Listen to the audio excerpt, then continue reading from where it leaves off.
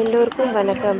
நான் Tamil channel for யூலேருந்து தேங்காய் பால் போண்டா செய்ய போகிறேன். எப்படி செய்ய போகிறேன்றதை பாருங்கள். வாங்க வீடியோக்குள்ளே போகலாம்.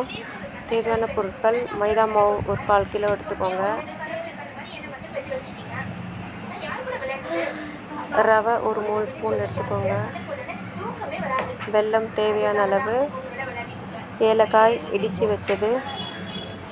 தேவைக்கேற்ப உப்பு, தேங்காய் பால். இப்போ இதை வச்சு தான் நம்ம பண்ண போகிறோம். நீங்கள் பார்த்தீங்கன்னா மைதா மாவு இல்லாட்டி கோதுமை மாவு கூட யூஸ் பண்ணிக்கோங்க. நான் மைதா மாவு யூஸ் பண்ணேன். ஏலக்காய், உப்பு, ரவை போட்டு மிக்ஸ் பண்ணிக்கோங்க. மிக்ஸ் பண்ணிவிட்டு தூள் பண்ணி வச்ச வெல்லத்தை போட்டு மிக்ஸ் பண்ணுங்கள்.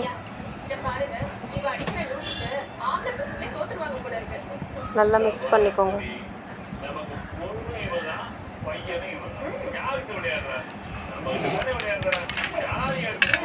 பாருங்க, நல்லா மிக்ஸ் பண்ணியாச்சு.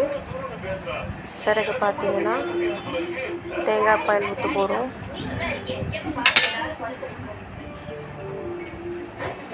கொஞ்சம் கொஞ்சம் ஊற்றி மிக்ஸ் பண்ணிக்கோங்க.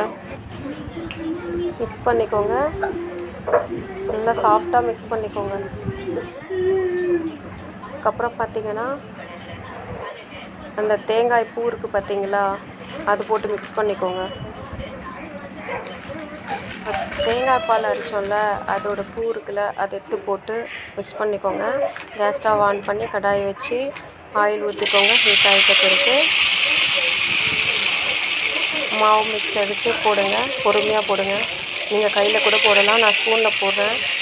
ஏன்னா நான் ஒரு கையில் கேமரா வச்சுக்கிறதுனால எனக்கு வாட்டம் வரல, அதனால நான் ஸ்பூனில் போட்டுக்கிறேன். நீங்கள் கையில் கூட போடுங்க. பொறுமையாக போடுங்க.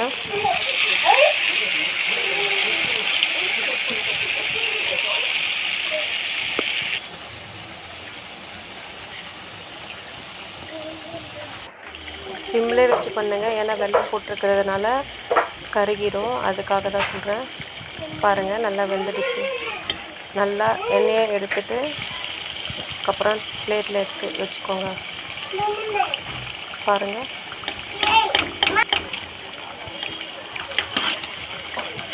ஷேப்பு தான் கொஞ்சம் அப்படி இப்படின்னு இருக்கும், ஆனால் டேஸ்ட்டே நல்லாயிருக்கும்.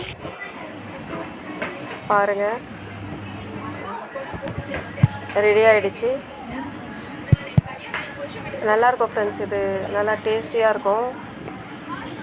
நல்லா கிறிஸ்பியாகவும் இருக்கும். இந்த குழி பணியாரம் மாதிரியே இருக்கும் ஃப்ரெண்ட்ஸ். ஆனால் எண்ணெய் வந்து லைட்டாக தான் இழுக்குது, ரொம்பலாம் இழுக்கல. ஏன்னா நம்ம ரவை போட்டிருக்கிறதுனால லைட்டாக தான் எண்ணெய் இழுக்குது ஃப்ரெண்ட்ஸ். நான் சாப்பிட்டு பார்க்குறேன். நல்லா இருக்குது, நல்லா கிறிஸ்பியாக இருக்குது ஃப்ரெண்ட்ஸ்.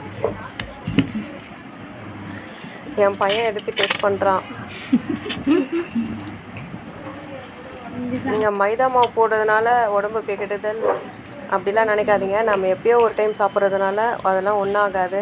நீங்கள் கோதுமை மாவு கூட போட்டுக்கலாம். நல்லாயிருக்கும், நல்லா டேஸ்ட்டாக இருக்குது ஃப்ரெண்ட்ஸ். செம்மையாக இருக்குது. நீங்கள் ட்ரை பண்ணி பாருங்கள். ட்ரை பண்ணி பார்த்துட்டு எனக்கு கமெண்ட் பண்ணுங்கள். ஓகே ஃப்ரெண்ட்ஸ், இந்த வீடியோ பிடிச்சிருந்தா லைக் பண்ணுங்கள், ஷேர் பண்ணுங்கள், கமெண்ட் பண்ணுங்கள். மறக்காமல் சப்ஸ்கிரைப் பண்ணுங்கள். சப்ஸ்கிரைப் பண்ணிவிட்டு பக்கத்தில் இருக்கிற பெல் ஐக்கானை கிளிக் பண்ணுங்கள். ஓகே ஃப்ரெண்ட்ஸ், தேங்க்யூ, பாய்.